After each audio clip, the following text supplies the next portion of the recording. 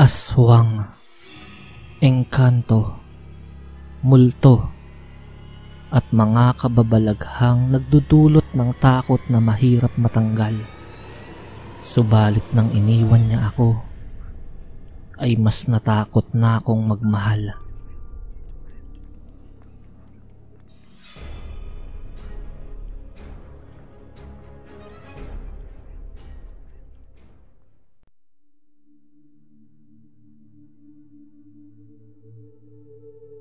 Totoo nga na napakaganda ni Tita Ava. Kahit nasa 40 anyos na ito, ay batang-bata pa ring tignan. At parang nasa 20 anyos pa lamang ang edad. Napakaputi at napakakinis kasi ng kulay ng balat nito. Maliit lang ang muka na may magandang korte. Balingkinitan din ang katawan na biniyayaan ng malaking balakang, maliit na bewang at malusog na mga dibdib. Kaya nga halos magkagulo ang angkan namin nang bumalik sa probinsya si Tito Andres kasama ang bagong asawa nito na si Tita Ava. Halos lahat ng kalalakihan sa angkan namin ay mahahalata ang labis na pagkamangha kay Tita. May mangilan-ngilan din na kakikitaan ng inggit sa mukha at reaksyon ng mga ito. Dahil sa sobrang tuwa ni Lolo, ay pinagpatayo niya ng kubo si Tito Andres at ang asawa nito. Higit iyong mas malaki kaysa sa mga nakatayong kubo sa lugar na kinatitirikan ng kabahayan ng aming mga kamag-anak.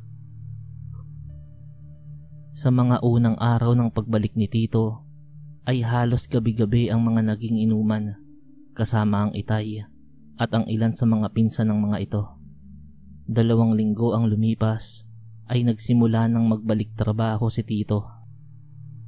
Nagsimula na itong gumawa ng mga muebles, gawa sa mga dekalidad na kahoy na kanyang kinukuha sa bundok. Ang mga nasabing muebles naman ang siyang ibinababa niya sa bayan para ibenta. Normal naman ang mga nagdaang araw, buhat ng magbalik sa aming probinsya si Tito Andres. Pero isang hapon, nang mapadaan ako sa bukal na malapit sa kubo nila Tito, ay nakita kong naliligo roon si Tita Ava. Bakat na bakat ang katawan nito sa basa niyang puting duster. Hapit na hapit ang hubog ng katawan nito. Mahahalatang walang suot na panloob si Tita. Sa tanawing yun ay talaga namang walang sino mang lalaki ang hinding-hindi tititig sa larawang ng hahalina. Nang biglang mapatingin sa akin si Tita, nagbangga ang aming mga paningin. Bigla iyong umiti ng makahulugan. Nagulat ako sa mga sumunod na ikinilos ni Tita. Bigla niyang itinaas ang laylayan ng kanyang basang duster para ilantad sa paningin ko ang sobrang puti niyang hita. Dahil doon ay nakaramdam ako ng hiya. Wala akong magawa kundi ang yumuko at dumiretso ng paglalakad. Hindi na ako muling lumingon sa lokasyon kung nasaan si Tita. Sa pagdaan ng mga araw ay palagi kong nahuhuli si Tita na nakatitig sa akin. May mga pagkakataon pa nga na lumalapit siya sa akin at kunyaring may itatanong. Pero ang totoo ay inilalapit niya ang kanyang mukha sa aking leeg. Magkahalong kaba at takot ang nararamdaman ko. Kaba dahil naglalaro sa isip ko kung ano ba talaga ang gustong mangyari ni Tita. May gusto ba siya sa akin? Takot naman dahil baka mapansin ni Tito Andres ang pagiging malapit ni Tita sa akin at kung ano pa ang maaaring isipin nito. Sobrang nakakapanglambot talaga ang mga ikinikilos ni Tita. Sa kabilang banda naman ay nakakapagpatigas din. Hanggang isang araw, "Anak, dalhin mo nga tong mga pako sa Tito Andres mo at kakailanganin niya yan sa paggawa ng mga muebles." Utos sa akin ni Tatay, sabay abot ng isang supot ng pako. Agad ko namang tinungo ang kubo nila Tito Andres. Dala-dala ang nasabing supot ng pako. Sunod-sunod ang tawag ko sa pangalan ni Tito, subalit walang sumasagot. Ilang sandali pa ay lumabas mula sa pinto ang kanyang asawa na si Tita Ava. Suot-suot pa rin nito ang palagi niyang suot na puting duster. Nang iaabot ko na sa kanya ang supot, ay bigla niyang hinawakan ang kamay ko at hinila ako papasok ng kanilang kubo. Pinaupo niya ako sa upuang kahoy kaharap ng lamesa. "Halika, umupo ka muna dyan at ipapatikim ko sa iyo ang putahe ko." Yun lamang ang naisambit ni tita, sabay tungo sa kusina. Paglabas nito ay may dala ng kanin at isang mangkok ng sinabawang karne. Ayon sa kanya ay nilagang baboy raw yun. Pagtikim ko ng sabaw ay talaga nga namang sobrang sarap. Parang nakakapagpasigla ng buong katawan ang sabaw na yun. Nang kagatin ko naman ang laman ay sobrang linamnam. Pero parang hindi yun baboy eh. Hindi rin baka. Pero mas malinamnam kesa sa baboy ang karning yun. Si tita naman ay titig na titig sa akin. Tapos ay napansin ko na inililihis niya ang gilid ng kanyang suot na puting duster. Lumilitaw roon ng sobrang kinis at puting gilid ng kanyang dibdib. Maya-maya ay nagsalin siya ng tubig sa baso at nilagok ang laman noon. Sinadya niyang patapunin ng tubig mula sa baso na siya namang gumapang sa kanyang leeg papunta sa kanyang dibdib. Agad na basa ang suot niyang puting duster.